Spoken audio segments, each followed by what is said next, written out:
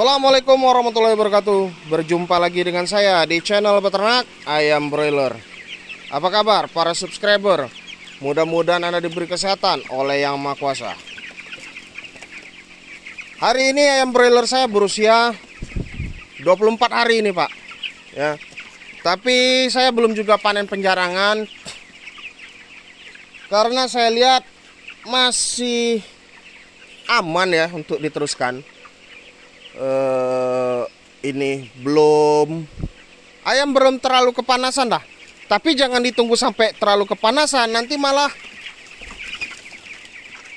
ayam udah sakit duluan baru dipanen. Enggak, nanti dilihat Pak ya, mungkin saya besok mungkin ya. Nah, di video kali ini saya akan menjelaskan mengapa terjadi penyusutan bobot pada ayam broiler ya, dan apa saja yang harus dilakukan kalau untuk mencegahnya. Nah, untuk mencegah penyusutan bobot pada ayam broiler ya, yang pertama adalah tingkat stres pada ayam broiler, Pak ya. Jadi ayam broiler ini kalau stres, terutama karena cuaca, misalnya panas yang terlalu tinggi ya, atau suhu kandang yang terlalu tinggi, kandang tidak Anda beri kipas ya. Jadi ayam broiler itu panting, dia tidak mau makan dan hanya mau minum. Nah, gimana cara mengatasinya? Beri kipas yang seperti itu, Pak. Atau Anda bisa melakukan penyemprotan pada ayam broiler Anda. Kalau Anda tidak beri kipas, tidak beri penyemprotan pengkabutan pada ayam, yang terjadi adalah ayamnya kurang makan, vinteknya tidak tercapai. Otomatis selain bobotnya lambat, dia juga bisa jadi menyusut karena tidak ada pemasukan asupan gizi ke dalam tubuh ayam broiler tersebut. Selanjutnya yang kedua, karena tempat ransum pakan dan tempat air minum tidak terbagi rata atau kurang ya. Yang tadinya bobot pertumbuhan ayamnya pesat, maju, bagus ya, karena tempat pakannya kurang, tingkat kompetitif persaingan untuk makannya jadi tinggi. Karena kelamaan menunggu makan, asupan gizi pun terlambat. Yang terjadi, ayam itu juga mengalami penurunan bobot badan. Jadi untuk Anda yang ingin membuat kandang ayam broiler, pastikan pembagian tempat jumlah pakannya itu pas. Kalau tempat pakan kecil bisa untuk 50 sampai 60 ekor ayam yang kecil itu, baby chick itu, Pak. Nah ini baby chick itu yang ini, Pak. Kalau tempat ayam makan ayam besar yang kayak gini bisa untuk kira-kira untuk 30 sampai 40 ayam. 40 itu sudah mepet itu, Pak. 30 lah yang bagus. Ya. Jadi ayam itu makannya serempak, istirahatnya serempak, minumnya serempak. Kalau tempat minum satu buah ini bisa untuk 60 ekor ayam bisa ini. Ya, kalau nipel saya nggak tahu. Ya. Jadi jangan sempat asupan pakan yang masuk ke tubuh ayam broiler itu telat. Sama kayak kita manusia, kalau telat makan sekali dua kali nggak apa-apa, tapi kalau lama-lama ya bisa juga, Pak, kena busung lapar, ya. Selanjutnya kualitas ransum pakan. Nah, ini sering saya beritahu pada peternak mandiri nih. Ada beberapa peternak mandiri, Bang, saya mau hemat, Bang, mau beli pakan yang murah, Bang, yang harganya 200 ribuan, Bang. Taunya ayamnya panen lama, bobotnya nggak naik-naik, ya. Bobotnya nggak naik-naik. Oh, satu, yang untuk ini ya tadi ya, yang nomor berapa tadi tuh? Intinya kalau tempat pakan Anda ini, Pak, kurang dari jumlah populasi, itu juga bisa mempengaruhi tingkat keseragaman bobot pada ayam broiler. Lanjut pada masalah kualitas pakan. Jadi gara-gara milih-milih pakan, yang dipilih yang murah, bukan yang bagus. Seharusnya sebagai peternak mandiri Anda itu pilih yang bagus, Pak. Ya, bukan pilih yang murah. Itu. Dibelinya lah pakan penampungan, Pak. Udah jelas ditulis di karung itu pakan penampungan, dibuatnya untuk masa brooding. Hancur, Pak, jadi ayam kampung ayamnya. Usia 30 hari cuma 8 on. Kenapa nggak sekalian ternak joper aja ya kan? Jadi jangan pelit masalah pakan ini. Kalau di pakan ayam ini, Pak, nggak bohong lah. kebanyakan harga sesuai kualitas lah Pak. Ya, kalau di pakan ayam ini susah bohong-bohong. Apalagi kalau mereknya sudah terkenal. Nah, selanjutnya saya akan jelaskan mengapa ayam broiler ini bisa menyusut bobotnya. Ya, yang keberapa? Nomor berapa ini? Saya lupa ini. Pokoknya kita bilang aja lah selanjutnya ya.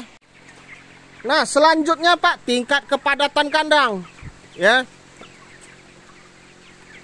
kalau ayam terlalu padat, itu juga bisa menyusutkan bobot ayam broiler tersebut. Karena kenapa? Seiring dengan bertambahnya ukuran bobot ayam broiler, otomatis kan jumlah yang bisa ditampung sama tempat pakan ini kan berkurang. Karena badan ayam broiler itu size-nya semakin meningkat, ketika dia berbaris di sini kan yang tadinya mungkin sekali berbaris 10 jadi 8. Jadi perlu panen penjarangan. Ya.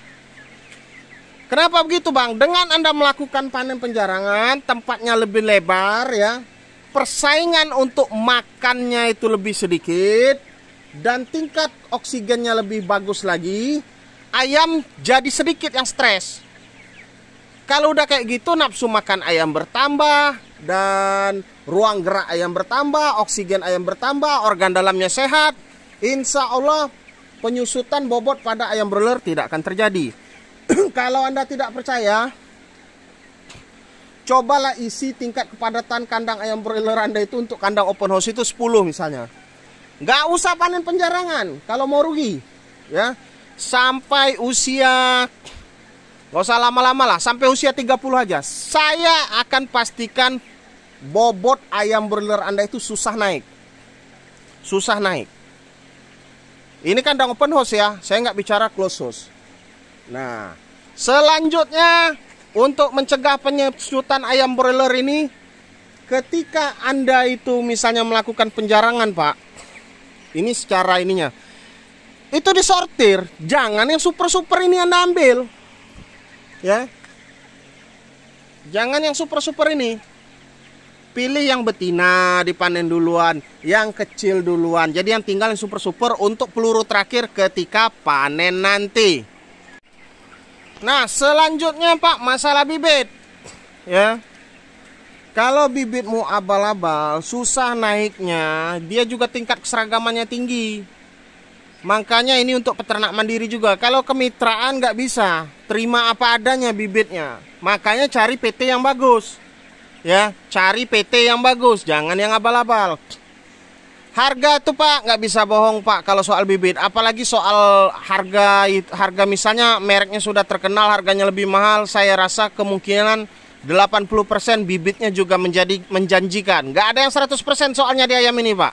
Ya, karena ingin hemat, dibelilah bibit harga 5 ribuan Pak.